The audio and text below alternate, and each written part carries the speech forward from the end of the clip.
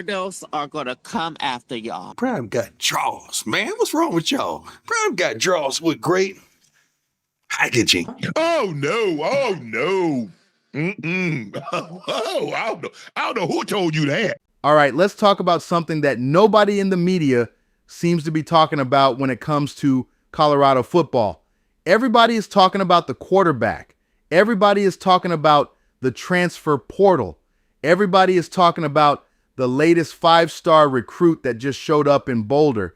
But I want to talk about a guy who has been there the whole time, Micah Welch. Now, here's why I think Micah Welch could be Colorado's dark horse running back this season. And yes, I'm saying it right now.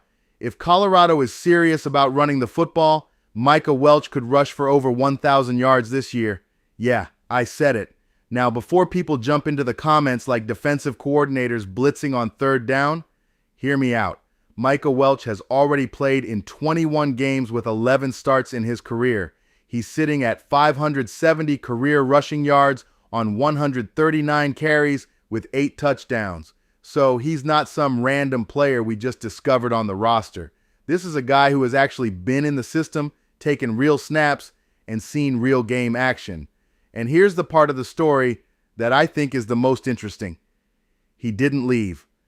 In the era of the transfer portal, where players jump schools faster than a running back hits the spin move button on NCAA football, Micah Welch stayed. He's been there through the chaos. He's been there through the roster turnover. He's been there through all the hype around Colorado football. While other players were packing their bags and entering the portal like it was the airport security line, Welch stayed in Boulder. That matters, because this is now year 3 for him in the program.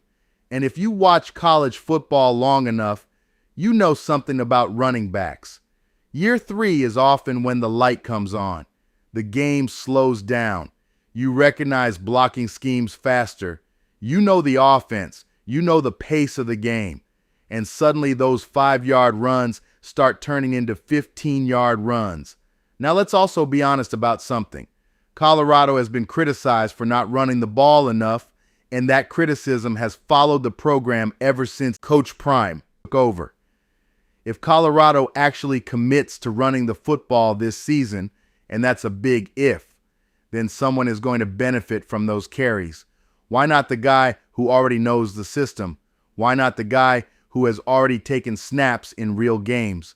Why not the guy who didn't bail when the portal opened? Micah Welch already has 570 career yards. He doesn't need to become a completely different player to hit 1,000 yards in a season.